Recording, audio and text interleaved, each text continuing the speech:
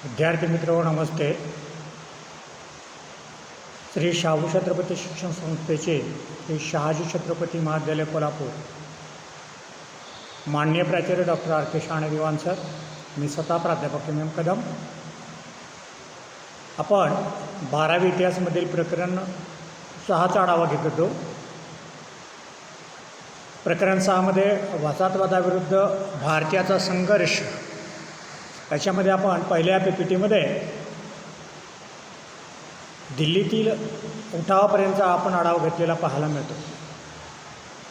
1857च्या स्वातंत्र्य लढ्यामध्ये किंवा 1857चा जो उठाव घडून आला त्या उठावामध्ये बाकी अन्य ठिकाणी झालेल्या उठावात बिहार, कानपूर, अयोध्या, झाशी याशिवाय ग्वाल्हेर, मेरठ, नागपूर, कोल्हापूर या ठिकाणी असे जे उठाव झाले त्या उठावांची आजच्या आपल्याला या PPTमध्ये माहिती घ्यायची आहे. या उठावाचा आढावा घेत असतानाच शेवटी उठाव झाल्यानंतर या ठिकाणी आपल्याला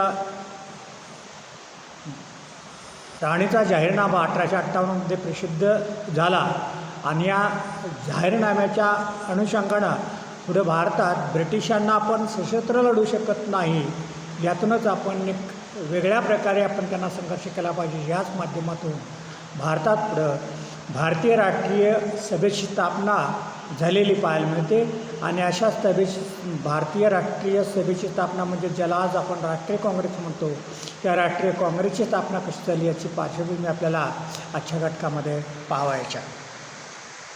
आपण दिल्लीतील उठावाची माहिती घेतल्यानंतर आजच्या तासाला 1857च्या उठावामध्ये विशेषतः करून ज्या अन्य घटकांच्यामध्ये उठाव झालेला आहे त्या उठावामध्ये आपल्याला राणा कुंवर सिंह याचा आपल्याला पुस्तकामध्ये आढावा दिलेला आहे. राणा कुंवर सिंहाची अगदी थोडक्यात माहिती आपल्या पुस्तकामध्ये देण्याचा प्रयत्न केला आहे. त्याच्यामध्ये मी थोडीफार ॲडिशनल तुम्हाला माहिती सांगतो.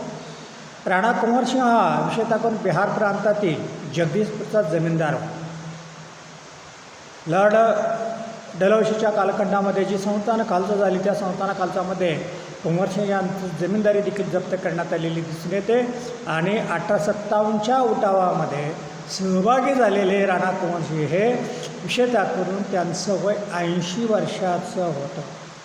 मग ह्या 80 वर्षाच्या कालखंडामध्ये आपली गेलेली जमीनदारी पुन्हा मिळवण्यासाठी विशेषतः करून बंडवाल्याचं नेतृत्व करण्याचं काम त्याने बिहारच्या प्रांतामध्ये केलेलं पाहायला मिळतं. पश्चिम बिहारमधील जमीनदारांना कुंवर सिंह यांच्या नेतृत्वाखाली तेथील स्थानिकांनी उठाव केलेला आपल्याला पाहायला मिळतो. बिहारमध्ये पाटण्याजवळ दिनापूरच्या शिपायांनी उठाव केला.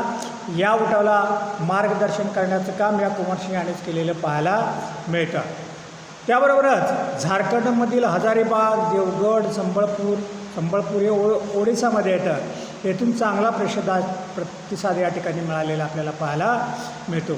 म्हणजे ब्रिटिशांच्या विरोधात संघर्ष करण्यामध्ये बिहार प्रांतातील राणा कुंवर सिंह या 80 वर्षाच्या जरी ते वयानुवृद्ध जरी असले तर मनाने खंबीर होते, हे आज त्यांच्या उठावाच्या माध्यमातून आपल्याला पाहायला मिळतं. त्याच्यानंतर आपल्याला नानासाहेब पेशव्यांची माहिती पाहायला पाहिजे. पहिल्या प्रारंभी आपण नानासाहेब म्हणजे कोण पाहू. विशेषतः करून दुसरे बाजीराव पेशवे ज्याला आपण राघोबादादा म्हणतो, अशा राघोबादादांचे दत्तक पुत्र होते. 1818ला राघोबादादांचा पराभव झाल्यानंतर त्यांना ब्रह्मावर त्या ठिकाणी ठेवण्यात आलेलं होतं आणि याच ठिकाणी नानासाहेब देखील होते. मग अशा नानासाहेबांची देखील विशेषतः करून जी पेन्शन तनखा वगैरे होते हे ब्रिटिशांनी दत्तक वारस नामंजूर प्रकरणाच्या माध्यमातून ते देखील जप्त केलेले होते. म्हणून अशा नानासाहेब पेशव्यांनी ते परत मिळवण्यासाठी विशेषतः करून आपल्या वकिलाच्या माध्यमातून त्यांनी प्रयत्न केलेले होते, परंतु त्यांच्या माध्यमातून ते सिद्ध झालेले नाही. त्यांना परत तनखा किंवा पेन्शन मिळालेली दिसून येत नाही.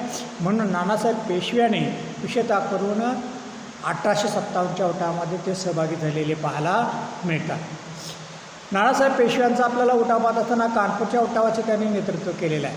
त्यांचा सेनापती विशेषतः करून तात्या टोपे होते. तात्या टोपे हे कालपीचे प्रमुख म्हणजे कालपीमध्ये राहणारे जरी असले तर तात्या टोपे हे नानासाहेब पेशव्यांचे विशेषतः करून अत्यंत विश्वासी सेनापती आपल्याला असलेले पाहायला मिळतात. अशा तात्या टोपे आणि नानासाहेब पेशवे यांनी कानपूर आपल्या ताब्यात घेऊन नानासाहेब पेशवे विशेषतः करून पेशवे झाल्याचं त्यांनी घोषित केलेलं होतं आणि ब्रिटिशांच्या वर्चस्वाखाली कानपूर त्यांनी जिंकून घेतलेलं होतं. आणि त्याच दरम्यानच्या कालखंडामध्ये जो इंग्रज सेनापती हॅवलॉक होता, त्या हॅवलॉकचा नानासाहेब पेशवे आणि तात्या टोपे यांनी 2 वेळेला पराभव केलेला आपल्याला पाहायला मिळतो. मात्र ब्रिटिशांच्या तोफांच्या पुढे त्यांचं शेवटी काही चाललेलं दिसून येत नाही आहे. आणि याचवेळी ब्रिटिश सैन्याचा कमांडर सर कॉलिन कॅम्पबेल याने तात्या टोपेंचा पराभव केला आणि कानपूर परत मिळवलेले पाहायला मिळतं. आणि अशा पद्धतीप्रमाणे ब्रिटिशांनी कानपूर जिंकून घेतल्यानंतर नानासाहेब आणि तात्या टोपे तिथून आलेले आहेत, म्हणजे बाहेर पडले, कानपूरमधून बाहेर पडलेले आहेत, ते कालपीला आले आहेत. पुढं झाशीच्या राणीला त्यांनी युद्धामध्ये सहभाग घेऊन त्यांना मदत केलेली पाहायला मिळते. मात्र नानासाहेबांचा पराभव जरी झाला असला तर अशा नानासाहेब पकडण्यासाठी ब्रिटिशांनी खूप प्रयत्न केले, परंतु शेवटपर्यंत नानासाहेब पेशवे सापडलेले नाही आहेत. नानासाहेब दुसऱ्या बाजीरावची पत्नी पुतणे रावसाहेब या ठिकाणी त्यांनी आपल्या सर्व मंडळीसह ते नेपाळला निघून गेले असं म्हणतात आणि शेवटपर्यंत तिथंच राहिलेले पाहायला मिळतात. याशिवाय 1857च्या उठावाचं नेतृत्व करणाऱ्यामध्ये अन्य उठावामध्ये राणी लक्ष्मीबाई यांचं एक नाव आपल्याला आघाडीवर घेतलेलं गेलेलं पाहायला मिळतं. विशेषतः करून त्यांची एक म्हण आपल्याला माहीत, मेरे जाशी नाही दूंगी. म्हणजे आपण ज्या वेळेला एखादी व्यक्ती ती किती बाणेदार आहे किंवा करारी आहे याचं जर आपल्याला जर विश्लेषण बघायचं असेल तर त्यांच्या या वक्तव्याच्या माध्यमातून आणि त्यांच्या धाडसी निर्णयाच्या माध्यमातून त्यांनी केलेलं कार्य आपल्याला म्हणावं लागेल. विशेषतः करून राणी लक्ष्मीबाई यांचं देखील संस्थान विशेषतः करून 1853 त्यांचं संस्थान हे खालसा करण्यात आलेलं होतं. त्याने देखील दत्तकपुत्र घेतलेला होता, परंतु गंगाधरराव यांचे पती यांच्या निधनानंतर ब्रिटिशांनी त्यांचं संस्थान खालसा केल्यानंतर विशेषतः करून तेथील संस्थानिकांच्या अनुषंगानं आणि तेथील लोकांच्या मदतीनं राणीनं विशेषतः 1857च्या युद्धामध्ये सहभाग घेतलेला दिसून येतो. अशा राणीला मदत करण्यासाठी तात्या टोपे, नानासाहेब पेशवे हे झाशीला आलेले दिसून येतात आणि त्यांच्या माध्यमातून त्यांनी संघर्ष केलेला आपल्याला पाहायला मिळतो. सर ह्यू रोज यांनी झाशीला वेढा दिलेला पाहायला मिळतो. तात्या टोपे राणीच्या मदतीला आले, पण ह्यू रोज यांनी त्यांचा पराभव केला. ब्रिटिशांनी कालपी जिंकले आणि झाशीच्या राणीसुद्धा मरण आलेलं पाहायला मिळतं. परंतु विशेषतः करून झाशीच्या राणीच्या अनुषंगानं आपण त्यांचा आढावा घेत असताना झाशीच्या राणीच्या अनुषंगानं आपल्याला म्हणावं लागेल की या ठिकाणी मेरी झाशी नाही दूंगी ही नुसती गर्जनाच नव्हती, तर विशेषतः करून ब्रिटिशांशी लढत असताना ह्यू रोजसारख्या सेनापतीने देखील त्यांचा उल्लेख केला आहे. बंडवाल्यांची सर्वश्रेष्ठ व धैर्यवान लष्करी प्रमुख होते असं तिच्या संदर्भात तिच्याशी युद्ध करणाऱ्या रोजा सेनापतीने आपल्याला म्हटलेलं पाहायला मिळतं. याशिवाय त्याच्याशी लढणाऱ्या ह्यू रोजने देखील धन्यवाद करताना although lady she was the bravest and best military leader of the rebels man among the mutineers म्हटलेलं आहे. म्हणजे शत्रूने देखील त्यांचा गौरव करावा इतकी त्या ठिकाणी आपल्याला हिंमत म्हणावी लागेल. आणि लढत असताना त्यांनी विशेषतः करून ग्वाल्हेरचा किल्ला तर लढवलेला दिसून येतो, परंतु जवळजवळ सलग 19 दिवस ब्रिटिशांशी त्यांनी संघर्ष केलेला पाहायला मिळतो. शेवटी 17 जून 1858 त्या धारादरती पडलेले आपल्याला पाहायला मिळतात. त्याच्यानंतर आपल्याला राणी लक्ष्मीबाईच्या बरोबर तात्या टोपे यांचा देखील आपला आढावा घ्यायला पाहिजे. तात्या टोपे नानासाहेब पेशव्यांची विशेषतः करून विश्वासू सेनापती म्हणावे लागेल. अत्यंत कार्यदक्ष आपल्याला पाहायला मिळतात. याने म्हणजे तात्या टोपे यांनी कानपूरमध्ये युद्ध केला आहे, कालपीमध्ये संघर्ष केला आहे, झाशीच्या राणीला त्यांनी मदत केलेली आहे. अशा तात्या टोपे यांचा पराभव सर कॉलिन कॅम्पबेल यांनी केलेला पाहायला मिळतो. झाशीच्या राणी लक्ष्मीबाई यांना देखील त्यांनी मदत केलेली पाहायला मिळते.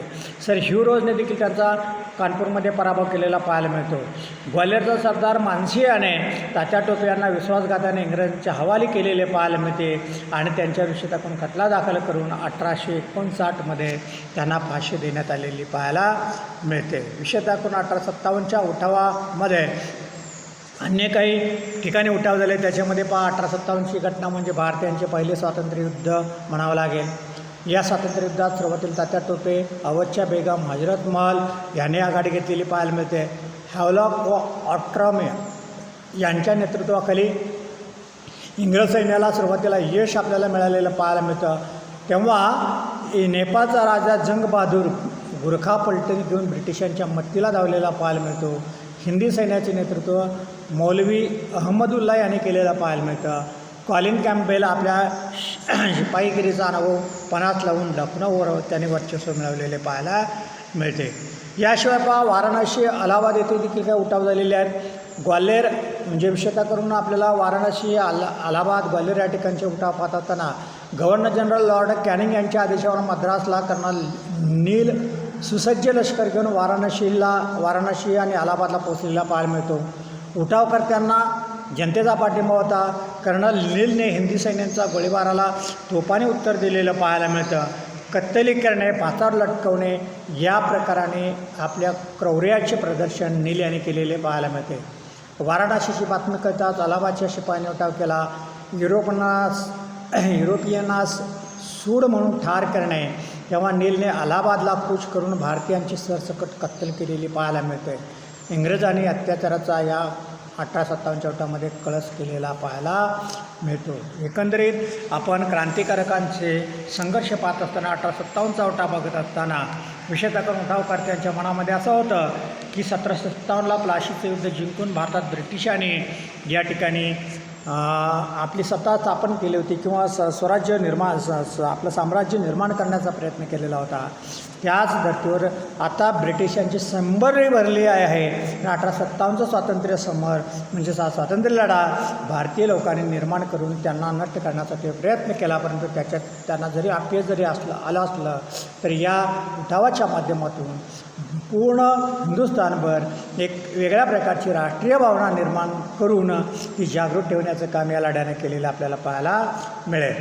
आणखीन एक मी या ठिकाणी मुद्दा तुम्हाला थोडासा दिला आहे करून पहा म्हणते. कोकणातील वरसई येथील विष्णुभट गोडसे हे उठावाच्या काळात झाशी परिसरात होते. त्यांनी लिहिलेलं माझा प्रवासी पुस्तक जरूर तुम्ही मिळवा आणि वाचा. याशिवाय 1857च्या स्वातंत्र्य लढ्यामध्ये अन्य महाराष्ट्रातील काही उठाव झाले आहेत. महाराष्ट्रातील उठावामध्ये आपल्याला सातारामधला उठाव दिला आहे. साताराच्या उठावामध्ये महाराष्ट्रात सातारात रंगोबापूजी गुप्ते यांनी उठाव घडवून आणण्याचा अयशस्वी प्रयत्न केलेला दिसून येतो. रंगूबापूजी गुप्ते हे विशेषतः करून आपण जर बघितलं तर हे आपल्या सातारच्या महाराजांची या ठिकाणी आपल्याला वकील म्हणावे लागतात. त्यांनी विशेषतः करून रंगूबापूजी यांनी देखील नानासाहेब पेशव्यांची पेन्शन परत मिळवण्यासाठी ते इंग्लंडला देखील जाऊन आले. ते त्यांची ब्रिटिश दरबारात देखील या ठिकाणी विनंती अर्ज केला होता, पण त्याचा काही उपयोग झालेला नव्हता. गुप्ते यांच्या सहकार्यानं या ठिकाणी पुढे शिक्षा देण्यात आलेली पाहायला मिळते. विशेषतः रंगोबापूजी गुप्ते शेवटपर्यंत सापडलेले नाहीत. मात्र त्यांच्या वारसांना या ठिकाणी ब्रिटिशांनी छळछळ करून या ठिकाणी पाचार लटकवलेला आपल्याला पाहायला मिळतं. त्यानंतर नरगुंदीचे संस्थानिक बाबासाहेब भावे यांनी 1858मध्ये उठाव केलेला पाहायला मिळतो. मुंबईतील कटाची कल्पना इंग्रजांना येतात, त्यांनी कटवाल्यांना तोफेच्या तोंडी दिलेलं आपल्याला पाहायला मिळतं. खानदेशात भीमा नाईक, कजारशिंग नाईक यांनी 7 लाखांचा सरकारी खजिना आपल्याला लुटलेला पाहायला मिळतो. अंबापाणी कंसात जळगाव जिल्हा म्हटले बा येथे भिल्ल आणि इंग्रज यांच्यात लढाई झाली. भिल्लांचा पराभव झालेला पाहायला मिळतो. प्रत्येक भिल्लांना अटक झाली. कितीतरी जणांवर लष्करी कोर्टात खटले चालवून त्यांना फाशी देण्यात आलेलं पाहायला मिळतं. त्याच्यानंतर आहे या ठिकाणी कोल्हापूर येथील उठाव. कोल्हापूर उठावाचं नेतृत्व राजघराण्यातील चिमासाहेब यांनी केलेलं आपल्याला पाहायला मिळतं. कोल्हापूर येथे उठावाची बातमी पोहोचताच अगोदरच तयार असलेल्या रामजी साठ यांनी सरकारी खजिना ताब्यात घेतला व स्वातंत्र्ययुद्धात सहभाग घेण्यास तयार असलेल्या सैन्यांना गोळा करून त्याने अधिक प्रतिसाद मिळवून विशेषतः करून राजघराण्यातील चिमासाहेब यांच्या सहकार्यातून उठाव केलेलं दिसून येतं. विशेषतः करून कोल्हापूरच्या राजघराण्यातील चिमासाहेब यांनी उठावकर्त्यांचे नेतृत्व जरी केलं असलं तर शेवटी ब्रिटिशांनी त्यांना पकडून या ठिकाणी आपल्याला त्यांना देखील लाहोरच्या कैदेमध्ये ठेवण्यात आलेलं पाहायला मिळतं. शेवटी ते तिथंच त्यांचं निधन झालेलं पाहायला मिळतं. याशिवाय बेळगाव, धारवाड, कोल्हापूर येथे देखील उठावाला प्रतिसाद मिळालेला पाहायला मिळतो. म्हणजे एकंदरीत जर आपण बघितलं तर आपल्या लक्षात येईल की या ठिकाणी कोल्हापूरमध्ये देखील 1857चा उठाव झालेला पाहायला मिळतो. त्याच्यानंतर आपल्याला खाली एक नकाशा दिला. त्या नकाशापूर्वी आपल्याला थोडक्यात माहिती देण्याचा प्रयत्न केला आहे. 1857चे स्वातंत्र्ययुद्ध जवळजवळ सहा वर्ष चालू होते. दिल्ली, मेरठ, कानपूर, लखनौ, ग्वाल्हेर इत्यादी ठिकाणी लढलेल्या हिंदी शिपायांची संख्या सुमारे 1 लाखांच्या आसपास होती. शस्त्रबळ, शौर्य, धैर्य यातही ते कमी नव्हते. तरी या लढ्यात भारतीयांना अपयश आलं. आता हे अपयश का आलं तर विशेषतः नियोजनबद्ध पद्धतीनं लढा या ठिकाणी जो करायचा होता तो या ठिकाणी झालेला दिसून येत नाही आहे. राष्ट्रीय भावनेचा अभाव आपल्याला दिसून येतो आणि ब्रिटिशांच्याकडे असलेली शस्त्रास्त्र आणि भारतीय सैनिकांकडे असलेली शस्त्रास्त्र याच्यात खूप मोठी तफावत होती. आणि ब्रिटिशांच्याकडे असलेलं हे सैनिक विशेषतः करून शास्त्रशुद्ध प्रशिक्षण घेतलेले सैनिक असल्यामुळं विशेषतः करून त्यांच्या माध्यमातून पराभव होणं साहजिकच होतं. आणि अशा एका आपण शत्रूशी लढत होतो की ज्याच्याकडे पूर्ण आर्थिक, राजकीय, धार्मिक, सामाजिक क्षेत्रात सगळ्या बाजूनं त्यांचं वर्चस्व निर्माण झालं होतं आणि त्यांच्याशी लढा देणं म्हणजे तितकं शक्य म्हणजे कठीण होतं. तरी पण आपल्या भारतीय सैन्याने या उठावाच्या माध्यमातून ब्रिटिशांना दाखवून दिलं की आपण इथं कमी नाही. आणि ईस्ट इंडिया कंपनीच्या नेतृत्वाखालची 1857च्या उठावानंतर सत्ता गेली आणि 1858ला राणीचा जाहीरनामा प्रसिद्ध झाला आणि राणीच्या जाहीरनाम्याच्या माध्यमातून पुढं भारतात ब्रिटनच्या पार्लमेंटचं राज्य सुरू झालेलं पाहायला मिळतं. 1757 ते 1857 या 100 वर्षाच्या कालखंडात भारतावर ब्रिटिश ईस्ट इंडिया कंपनीनं राज्यकारभार केला. तर 1858 ते 1947 भारताला स्वातंत्र्य मिळेपर्यंत या 90 वर्षाच्या कालखंडामध्ये ब्रिटनच्या पार्लमेंटच्या वतीने म्हणजेच इंग्लंडच्या राणीच्या वतीने राज्यकारभार सुरू होता याची आपल्याला माहिती मिळेल. त्याच्यानंतर आपण पान नंबर 42वरील एक नकाशा तुम्हाला दिलेला आहे. नकाशाच्या अनुषंगानं पहा याच्यावर वार्षिक प्रश्नपत्रिकेमध्ये 5 गुणाचे प्रश्न विचारले जाऊ शकतात. आता प्रश्न कसे विचारले जाऊ शकतील पहा. विशेषतः तुम्हाला पहिल्या प्रथम मंगल पांडे यांनी जो उठाव केला तो मंगल पांडेने उठाव केलेलं ठिकाण कुठलं विचारलं जाईल तर बराकपूर हे त्या ठिकाणचं ठिकाण आहे. याशिवाय तुम्हाला तात्या टोपे यांचं ठिकाण विचारलं जाईल. तात्या टोपे यांचं ठिकाण कालपी आपल्याला सांगता येईल. नानासाहेब पेशवे यांनी कुठून उठावाचं नेतृत्व केलं तर ते कानपूर आपल्याला म्हणावं लागेल. याशिवाय जगदीशपूरचा जमीनदार राणा कुंवर सिंह यांनी कुठं उठाव केला तर बिहारच्या प्रांतामध्ये आपल्याला सांगता येईल.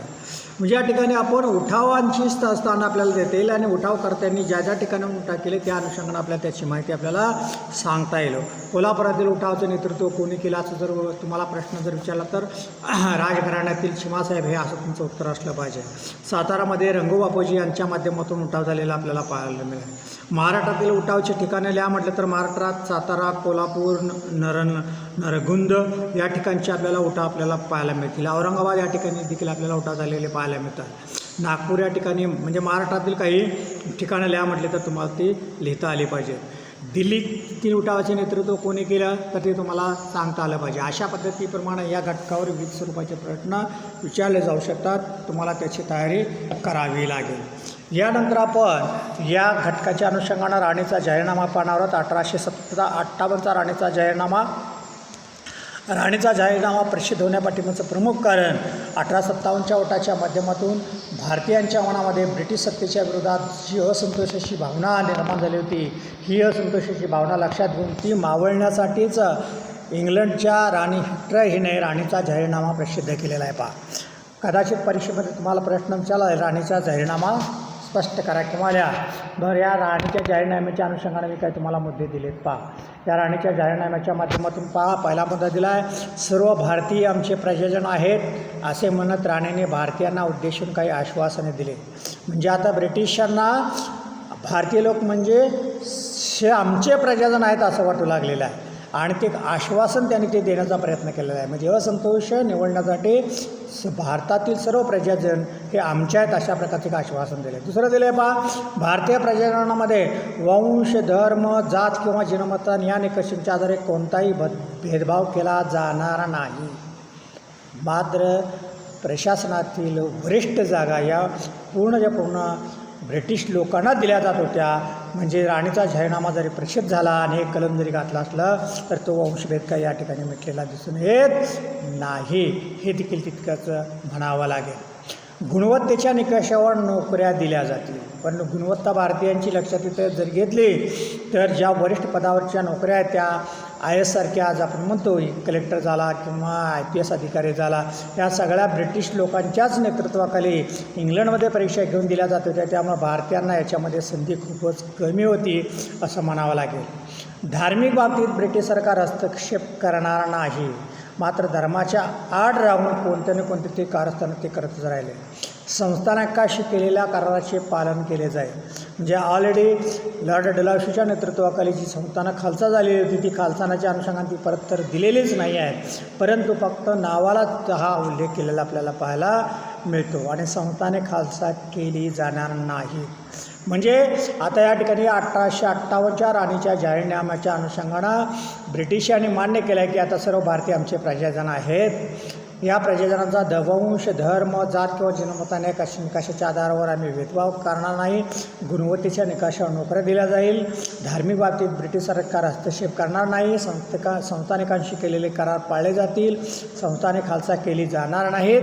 अशा प्रकारच्या या ठिकाणी राणीच्या जाहीरनाम्यातील काही तरतुदी आपल्याला पाहायला मिळतील. परंतु असा राणीचा जाहीरनामा जरी प्रसिद्ध केला असला तरी 1857च्या उठावाचे काही निश्चित परिणाम झालेले पाहायला मिळतात. पहिला परिणाम आपल्याला सांगता येईल 1857च्या स्वातंत्र्य लढ्यातील भारतीयांच्या मनात पडलेला असंतोष हा पुढं राष्ट्रीय सभा स्थापन करण्यासाठी कारणीभूत ठरलेला पाहायला मिळतो. राणीच्या जाहीरनाम्याचा भारतीयांवर खोलवर परिणाम झाला. प्रादेशिक निष्ठांच्या जागी राष्ट्रीय भावनेचा उदय होला. आता प्रादेशिक म्हणजे काय, मी महाराष्ट्रात म्हणजेच महाराष्ट्राचा, आता ही भावना न राहता मी पूर्ण हिंदुस्थानचा किंवा मी आपल्या हिंदुस्थानमधील जनतेबरोबरचा अशा पद्धतीची भावना आणि ब्रिटिशांबरोबर लढा देण्यासाठी वापरलेले सशस्त्र मार्ग निरुपयोगी ठरल्यामुळे नवे मार्ग शोधण्याची गरज भारतीयांना जाणवू लागली. पुढे भारतीयांची एकजूट होऊ नये म्हणून फोडावर राज्य करा या नीतीचा वापर ब्रिटिशांनी केला. तुम्हाला एक वाक्यात प्रश्न असा केला, भारतात ब्रिटिशांनी आपली राज्यसत्ता कोणत्या नीतीच्या अनुषंगानं अवलंबली, तर फोडावर राज्य करा या नीतीचा अवलंब करून नंतरच्या कालखंडामध्ये त्यांनी आपली धोरणं ठरवलेली पाहायला मिळतात. यानंतर आहे 6.3 भारतीय राष्ट्रीय सभेच्या स्थापनेची पार्श्वभूमी आपल्याला बघायची आहे. ही पार्श्वभूमी पाहत असताना भारतीय राष्ट्रीय सभे स्थापना ही स्वातंत्र्य चळवळीतील 1857 नंतरची निर्णायक घटना म्हणावी लागेल. व्यापक मान्यता असलेली ही पहिलीच भारतीय संघटना म्हणावी आपल्याला लागेल. विशेषतः करून पहा या म्हणजे भारतीय राष्ट्रीय काँग्रेस निर्माण होण्यापूर्वी भारतात काही लोकांनी अनेक आपल्या संस्था स्थापन केल्या होत्या आणि या संस्थेच्या माध्यमातून राष्ट्रीय भावना जागृत करण्याबरोबर ब्रिटिशांशी त्यांनी संघर्ष केलेला पाहायला मिळतो. त्याच्यामध्ये 1837मध्ये द्वारकानाथ टागोर यांनी लँड ओनर्स असोसिएशन नावाची संस्था स्थापन केलेली होती. ही जमीनदार वर्गाचे हितसंबंध जपण्यासाठी स्थापन केलेली आपल्याला पाहायला मिळेल. दुसरी संस्था या ठिकाणी पहा 1839मध्ये राजाराम मोहन राय यांचे स्नेही विल्यम ॲडम्स यांनी लंडनमध्ये ब्रिटिश इंडिया सोसायटीची स्थापना केलेली पाहायला मिळते.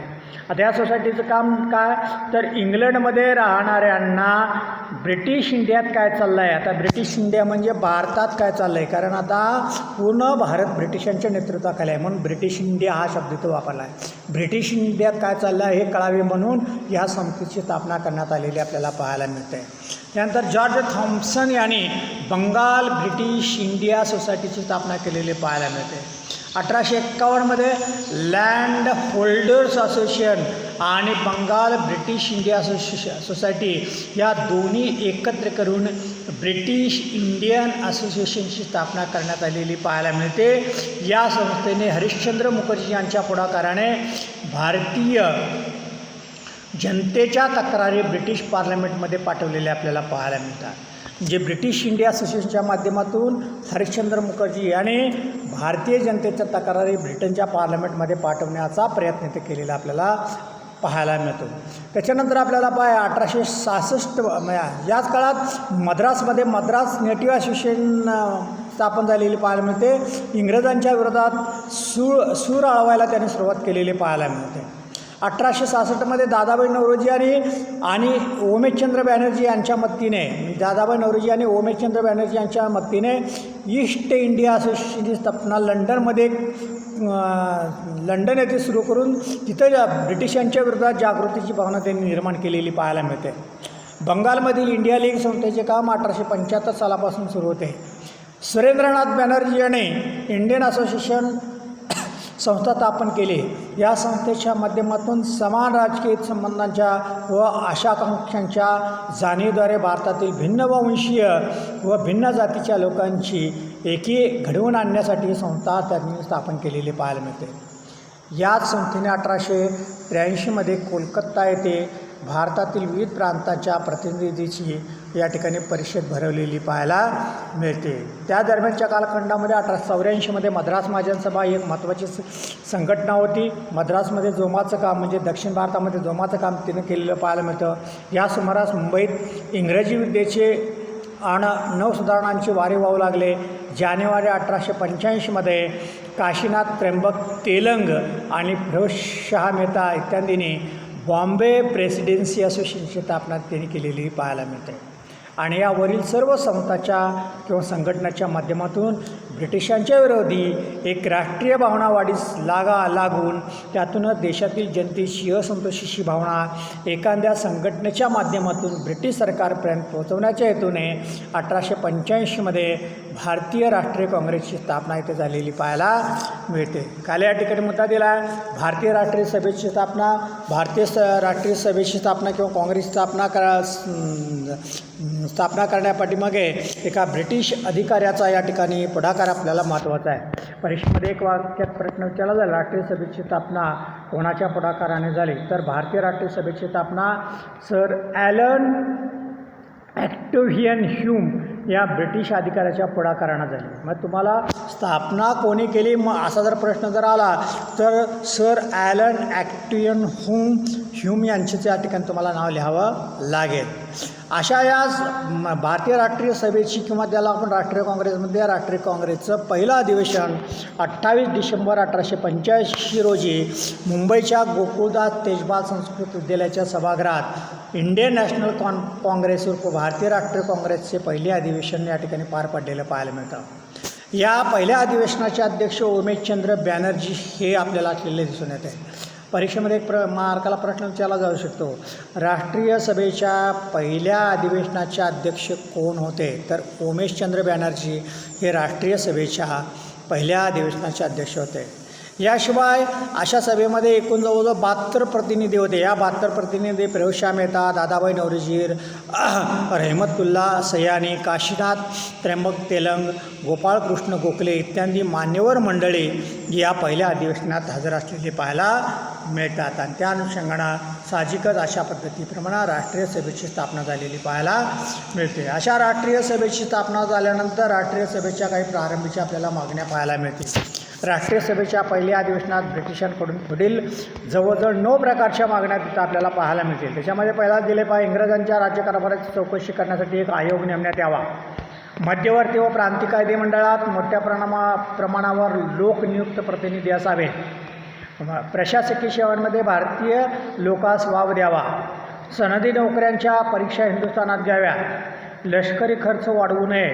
उच्च शिक्षणावर अधिक खर्च करावा आणि तांत्रिक शिक्षणाची सोय करावी. अशा प्रकारच्या जवळजवळ 9 प्रकारच्या मागण्या या पहिल्या अधिवेशनामध्ये झालेल्या पाहायला मिळतात. आणि याच्यानंतर आपण पाहणार आहोत पान नंबर 45वर एक मुद्दा दिलेला आहे. माहीत आहे का तुम्हाला या घटकावर पास सन 2020-21 या वर्षामध्ये बोर्ड परीक्षेत कोणत्याही स्वरूपाचा तुम्हाला प्रश्न विचारला जाणार नाही. मात्र अंतर्गत मूल्यमापनाकरता या घटकावर प्रश्न विचारले जातील याची विद्यार्थ्यांनी नोंद घ्यायची. हा मुद्दा काय आहे आपण थोडक्यात या ठिकाणी तुम्हाला मी सांगण्याचा प्रयत्न करणार आहे. माहीत आहे का तुम्हाला या अनुषंगाने या मुद्द्यावर पहा कलम 124 आणि महाराष्ट्र असा मुद्दा दिला आहे. पहा आता कलम 24 म्हणजे भारतात कायद्याचे राज्य ब्रिटिशांनी निर्माण केलं असं आपण म्हणतो. कायद्यापुढे सर्व समान. मग तो राजा असेल किंवा एखादा सर्वसामान्य गरीब व्यक्ती असेल मग ती कोणत्याही जात धर्म पंथ भेदातील असेल मग कायद्यापुढे समान म्हणजे कायद्याचं राज्य भारतात ब्रिटिशांना लागू केलेलं आपल्याला पाहायला मिळतं. आणि अशा कायद्याच्या अनुषंगानं आपल्याला 124 कलम काय याची आपल्याला थोडक्यात माहिती घ्यायची आहे. 25 नोव्हेंबर 1870 रोजी जेम्स फिट्झ स्टीफन यांनी कलम 124 त्याला भारतीय दंडविधानात समाविष्ट केलेला पाहायला मिळतं. या कलमाद्वारे हिंदुस्थानातील सरकारविषयी म्हणजे आता ब्रिटिशांचं जे हिंदुस्थानमध्ये सरकार आहे त्या सरकारविषयी शब्द लेखन चिन्ह किंवा यासारख्या कोणत्याही घटकाने अप्रति निर्माण करण्याचा प्रयत्न करणाऱ्याला, आता अप्रति म्हणजे भारतीय लोकांच्या मनामध्ये ब्रिटिशांच्या विरोधात असंतोष किंवा भडकाऊ बातमी की जिच्यातून समाजामध्ये काही ना काही घटना, वाईट घटना घडू शकेल अशा प्रकारची, या ठिकाणी त्याला अप्रति असा शब्द म्हणलेला आहे. या अशा प्रकारचं निर्माण करण्याचा जर प्रयत्न केला तर त्याला दंडाची, तुरुंगवासाची किंवा फाशीची शिक्षा देण्यात येईल अशा प्रकारची तरतूद या कलम 124 मध्ये करण्यात आलेली पाहायला मिळते. या कायद्याच्या अंतर्गत शिक्षा झालेले पहिले साप्ताहिक म्हणजे बंगवासी. बंगवासी म्हणजे बंगालच्या प्रांतामधून सुरू झालेले बंगवासी या ठिकाणी पाक्षिक म्हणावा लागेल. आमच्या धार्मिक प्रथा परंपरांमध्ये इंग्रज हस्तक्षेप करत आहे असा आक्षेप बंगालमधील बंगवासी साप्ताहिकाने घेतला. त्यामुळे बंगवासी साप्ताहिकाला भारतात सर्वप्रथम राज्यद्रोहाच्या आरोपाला सामोरे जावं लागलेलं पाहायला मिळतं. म्हणजे परीक्षेमध्ये अंतर्गत मूल्यमापनासाठी तुम्हाला एक प्रश्न विचारला जाईल की भारतात सर्वप्रथम राज्यद्रोहाच्या आरोपाला सामोरे जावे लागणारे साप्ताहिक कोणते, तर बंगवासी साप्ताहिक म्हणावं लागेल. त्याच्यानंतर आपल्याला दुसरी घटना दिली पहा. 15 जून 1897 रोजी पुण्यात प्रसिद्ध झालेल्या केसरीच्या अंकात, आता केसरी या साप्ताहिकाच्या अनुषंगाने आपल्याला असं म्हणालं आहे, केसरीचे प्रारंभीचे संपादक गोपाळ कृष्ण आगरकर आगरकर होते. त्या अंकामध्ये विशेषतः करून आपण जर बघितलं नंतरच्या कालखंडामध्ये केसरीच्या संपादकाची जबाबदारी देखील आपल्याला लोकमान्य टिळकांनी घेतली. केसरी आणि मराठी ही 2 वर्तमानपत्रे आपल्याला लोकमान्य टिळकांचीच म्हणावी लागतील. अशा 1897च्या अंकाचं संपादकपद हे लोकमान्य टिळकांच्याकडेच होतं. या अंकामध्ये त्यांनी शिवाजीचे उद्गार ही कविता प्रसिद्ध केलेली पाहायला मिळते आणि त्या कवितेच्या अनुषंगाने लोकमान्य टिळकांनी काही अग्रलेख लिहिले.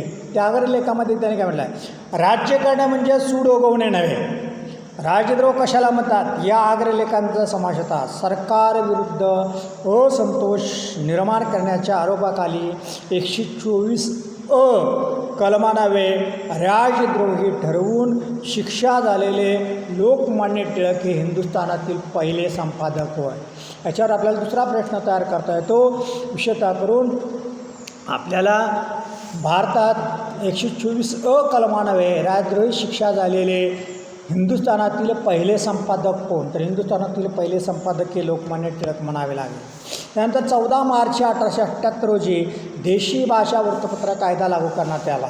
आता या कायद्याच्या अनुषंगानं आपल्याला भारतीय वृत्तपत्रावर निर्बंध आणलेले पाहायला मिळतात.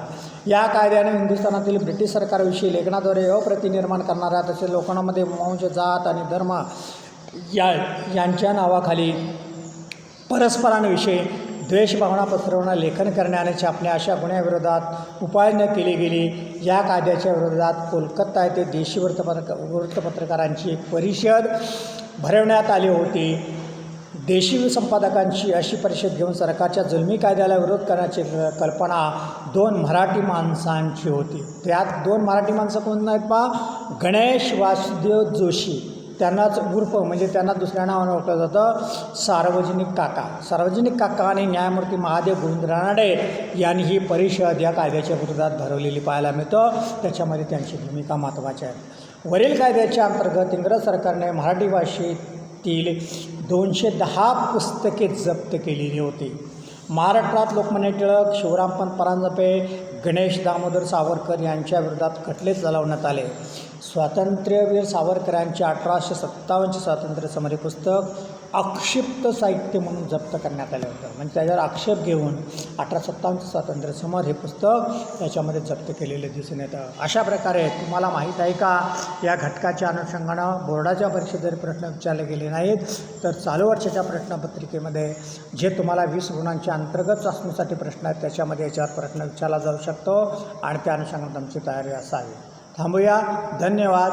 या प्रकारची आणखीन एक तुम्हाला PPT लवकरात लवकर देण्याचा प्रयत्न करेन. या घटकावर जसे प्रश्न दिले त्याच्या अगोदर मी तुम्हाला 2 पहिल्या प्रकरणावर 1 आणि दुसऱ्या प्रकरणावर 1 10 मार्काचे 2 टेस्ट तुम्हाला सोडवायला पाठवलेले आहेत. सर्वांनी आपल्या वहीमध्ये ते प्रश्न सोडवावयाचे आहेत. उत्तर देखील तुम्हाला त्याच्यामध्ये लगेचच येतात. त्या अनुषंगाने त्याचं उत्तर कोणतं आहे त्या उत्तरासहित तुम्ही ती चाचणी सोडवून एक स्वतंत्र कागदावर त्या ठिकाणी ती टेस्ट निर्माण करावयाची आहे तुमच्या नावासहित. थँक्यू. धन्यवाद.